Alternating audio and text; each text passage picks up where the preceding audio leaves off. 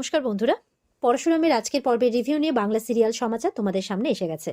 তো আজকের পর্বের রিভিউতে যেটা দেখা যাচ্ছে, আয়ুষী বলছে কর্ণকে, আপনি তটিনীদের চোখ রাঙাতে পারলেও আমাকে কিন্তু চোখ রাঙাতে পারবেন না। কর্ণ বলছে, এই এই মেয়ে চুপ। জিৎ মুখার্জি বলছে, ও কিন্তু আমার মেয়ে, আমারই সামনে দাঁড়িয়ে আমারই মেয়েকে থ্রেট করছেন। বলে, এই আপনি বেশি কথা বলবেন না। কবির বলছে, এই অনেক হয়েছে, বেশি কথা বলবেন না, এরকম ভাবে শ্বশুরমশাইকে বলছে। তখন জিৎ মুখার্জি রেগে গিয়ে কবিরকে বলছে, কবির ভুলে যেও না তুমি আমার জামাই হও। তখন আরাধ্যা বলছে, কবির তোমার সাহস কত বড় হয়, তুমি আমার ড্যাডির সাথে এইভাবে কথা বলছো, ভদ্রভাবে কথা বলো, এইভাবে বলছে। আর ওদিকে কর্ণকে বলছে যে আপনি আমার বাবাকে থ্রেট করছেন, একদম থ্রেট করবেন না। কর্ণ বলছে, বেশ করেছি, থ্রেট করেছি, আমি তোমাদের পুরো পরিবারকে ডেস্ট্রয় করে দেব। তখন নন্দিনী আসে। কেন, আমরা কি আপনার জমিদারিতে আছি নাকি? আপনাদের খাজনা দেওয়া প্রজা নাকি আমরা, যে এরকম ভাবে বলছেন? নন্দিনী বলছে কর্ণ চ্যাটার্জিকে নাকি নাকে দড়ি দিয়ে টানতে টানতে নিয়ে যাবে একেবারে। তো বলছে যে তার যথেষ্ট প্রমাণও আমার কাছে আছে, যেমন তটিনী, লাট্টু, পিকো। তো প্রাচী বলছে, কি লাট্টু ফিরে এসেছে? ওদিকে ইয়েও বলছে, তটিনীর মা, আমার দাদুভাই ফিরে এসেছে? বলছে, হ্যাঁ মা, খুঁজে পাওয়া গেছে, তাকে উদ্ধার করা হয়েছে, আর বাকিদের স্পেশাল ব্রাঞ্চের টিম তুলে নিয়েছে, মানে গুন্ডাদের কথা বলছে। তো এবার আমি তো নিয়ে যাবই ইয়েতে। তো সবাই যাবে, জিৎ মুখার্জি, কর্ণ চ্যাটার্জি, সবাই যাবে। তখন আরাধ্যা বলছে, কি তুই সবাইকে ইয়েতে নিয়ে যাবি, থানাতে? কি করে তুই পারিস করতে এটা? বলছে, মামুনি তুমি কিছু বলবে না? তখন তটিনীর মাও বলছে, না তুই এমনটা করিস না নন্দিনী, এর মধ্যে অনেক পরিবার জুড়ে আছে, করিস না। বলছে, যাবো তো আমি অবশ্যই নিয়ে, জিৎ মুখার্জি, কর্ণ চ্যাটার্জি, কবির চ্যাটার্জি, সবাইকে নিয়ে যাব। কর্ণ চ্যাটার্জি বলছে, সত্যজিৎ মুখার্জি বাবাকে নিয়ে যাবে না? বলে, নিয়ে যাব, সবাইকে নিয়ে যাব, কাউকে ছাড়বো না, সবাইকে শাস্তি পেতে হবে, আসল অপরাধীকে সামনে আসতে হবে। তখন তটিনীর মা বলছে, আমি কিন্তু এখনো আমার স্বামীকে প্রতিজ্ঞানে পুজো করি, স্বামীকে মানে পুজো করি, ভগবান মানি। তুই এমনটা করিস না, নাহলে পরিবারটা নষ্ট হয়ে যাবে, পরিবারে এইসব ঢোকাস না, তাই বলছে। তখন তটিনী চলে আসে, বলছে, গন্ডগোল তো হবেই মা। তটিনী বলছে, গন্ডগোল তো হবেই, আর আমার দিদি আমাকে ফোন করে সবটাই জানিয়েছে, দিদির কাছে যথেষ্ট প্রমাণ আছে, আর তার উইটনেস হলাম আমি, আমার ছেলে, আমার মেয়ে, আমার স্বামী, সবাই। আপনারা যতটা জ্বালিয়েছেন না আমাদেরকে, আমরা কিন্তু প্রত্যেকটা মুহূর্তে ইনসিকিউর ফিল করেছি, প্রত্যেকটা মুহূর্তে, কিন্তু আমরা কিন্তু হার মানিনি। তটিনী বলছে, কর্ণকে আপনার হাত থেকে তো ফলও বেরিয়ে গেছে, এখন তো আপনার আর কিচ্ছু করার নেই, কিচ্ছু করার নেই আপনার।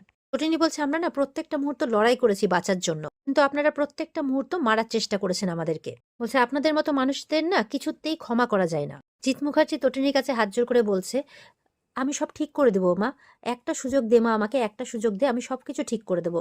তটিনী বলছে, আর কোনো কিছু ঠিক হওয়ার নেই, সব শেষ হয়ে গেছে। বলছে, কালকে বিজিতকে কোর্টে তোলা হবে, আর তারপরে লাট্টু ঠিক হতেই লাট্টুর স্টেটমেন্ট নেওয়া হবে। একটা কথা সবাই মাথায় রেখো, আমাদের মাথার উপরে না পরশুরাম আছে। এবার কর্ণর খেলা শুরু। বলছে, Parshuram, do you know who is Parshuram? Tatini তো বলছে, ওই লোকটা সবসময় আমাদের মাথার উপরে থেকেছে, সবসময় আমাদের পরিবারকে আগলে রেখেছে। তো কর্ণ বলছে, কেন, কেন তোমাদের পরিবারকে এতটা আগলে রেখেছে, কেন, কোনোদিনও ভেবেছো কি ব্যাপারটা? তটিনী বলছে, না তো, কেন? বলছে, কারণ ওই পরশুরাম আর কেউ নয়, ওই ছাপোষা বীমা কোম্পানির এজেন্ট শিবপ্রসাদ গাঙ্গুলি। আর এটা শুনে তো তটিনী অবাক হয়ে যায়, তটিনীর সাথে সাথে তটিনীর পরিবারও অবাক হয়ে যায়। তটিনী কিন্তু এবার এক এক করে সব কথা ভাবছে। ওই একটা মেলাতে মানে ওই বজরংবলীর মুখোশ পরে একজনকে লড়তে দেখেছিল, আর পাড়াপড়শি এসে বলেও ছিল, একবারে তোর বরের মতো দেখতে। পরশুরামকে প্রশ্নও করেছিল, কিন্তু এটা সেটা বলে কাটিয়ে দিয়েছিল। এমনকি আয়ুষীও কিন্তু এরকম একটা ইঙ্গিত দিয়েছিল। এই সব কথা কিন্তু তখন তটিনীর মাথার মধ্যে ঘুরছে। আর তটিনীর বাড়ির লোক তো শুনে অবাক। প্রাচী বলছে, কি ব- জিজু, এটা কি করে সম্ভব? ও তো বাজার করে বেড়ায়, সংসার টানতে তার নাজেহাল অবস্থা, একটা সিম্পল একটা মানুষ, কি করে হতে পারে, এটা কি করে সম্ভব, এটা আবার বিশ্বাস করা যায় নাকি? নন্দিনীও শুনে অবাক, চুপ করে আছে, তটিনীর মাও শুনে অবাক। জিৎ মুখার্জি বলছে, এটাই ফ্যাক্ট, ওরা তো জানে। আইসু তো ভাবছে, এটা কি হয়ে গেল, দিদি তো জানতে পেরে গেল ব্যাপারটা। তটিনী কিন্তু একবারের মতো একেবারে চুপ হয়ে গেছে, কোনো কিছু বলছে না, একদম চুপ। মানে কর্ণরা এটা করলো অ্যাকচুয়ালি তাদের সংসারে ভাঙন ধরানোর জন্য। তো আদৌ কি সে ভাঙন ধরবে নাকি ফল অন্য হবে, সেটাই আগামীতে আমাদের দেখার। এবার তটিনীর মাথায় কিন্তু কর্ণ চ্যাটার্জির বলা কথাগুলোই ঘুরছে। তো তটিনী এবার চলে যাচ্ছে হাঁটতে হাঁটতে। নন্দিনী বলছে, তটিনী দাঁড়া, তোদের মধ্যে ভুল বোঝাবুঝির চেষ্টা করা হচ্ছে, এরকমটা করিস না। তটিনী বলছে তখন নন্দিনীকে, যে ভুল বোঝাবুঝি তো কোনো অবকাশই নেই, আমার তো বরঞ্চ শিবরাত্রি করাটা অনেক মানে সফল হয়েছে, আমার তো বরঞ্চ ওই মানুষটার স্ত্রী হওয়ার জন্য গর্ববোধ হচ্ছে। বলছে এবার শিবরাত্রিতে উপোস করে হত্যা দেবো আমি। সে মানুষটা আমার এত কাছাকাছি ছিল আর মানুষটাকে আমি চিনতেই পারলাম না। জানিস তো ওই মানুষটাকে গিয়ে না আমি প্রণাম করব। তো তটিনীর কথা শুনে পরশুরাম, কবির এরা না অবাক হয়ে যাচ্ছে। অ্যাকচুয়ালি অশান্তি লাগানোর চেষ্টা করছিল কিন্তু দেখছে ফল তো পুরো উল্টো হয়ে গেল। এই বলে তটিনী কিন্তু চলে যায় আর কর্ণ অবাক হয়ে দেখতে থেকে যায় কি হলো ব্যাপারটা। এদিকে বাড়িতে পরশুরাম সবজি কাটছে আর ফোনে কথা বলছে যে কোনো প্রোটেস্ট করা যাবে না। আমি ওর মুখের ভেতর হাত ঢুকিয়ে ওর কিডনি মানে সমস্ত অন্ত্রগুলো থেকে আমি সত্যি কথাটা টেনে হিচড়ে বার করব। সে ও জানে না ও কার ইয়েতে পড়েছে। আমার ছেলে যতটা কষ্ট পেয়েছে, আমার বউ যতটা কষ্ট পেয়েছে, বলছে আমার পরিবারের প্রত্যেকটা মানুষ যতটা কষ্ট পেয়েছে তার মাসুল ওকে চুকাতেই হবে তাই বলছে। তো পরশুরাম কথা বলছে তখন কিন্তু তটিনী চলে আসে। তখন বলছে যে কি গো কি করছো? পরশুরাম তো ঘাবড়ে যায়। তটিনী শুনে ফেললো নাকি। তখন বলছে না ওই যে সবজি কাটছিলাম, তুমি তো আবার উপোস করেছো, জিভের মাথায় জল ঢালবে, রাতে এসে তো কিছু খাবে। বলে ওসব পরে হবে, ছাড়ো, চলো আমার সাথে। বলে কোথায়? আর পরশুরাম কিন্তু দেখতেই আছে। বলছে যে কি দেখছো? বলছে যে না, মনে হচ্ছে যেন দেখতেই থাকি। বলে নতুন করে দেখছো নাকি এই বরকে? বলে হ্যাঁ, ওরকমই ধরে নাও। এবার তটিনী তো পরশুরামকে জড়িয়ে ধরে। বলছে কি ব্যাপার তটিনী, হঠাৎ করে মনে হচ্ছে যেন ভাগের ভালোবাসাটা বেড়ে গেল। তো তটিনী বলছে তোমাকে আবার কলেজ লাইফের মতো নতুন করে ভালোবাসতে ইচ্ছে করছে, আবার আঁকড়ে ধরে থাকতে ইচ্ছে করছে। আমি তোমাকে কখনো ছাড়বো না।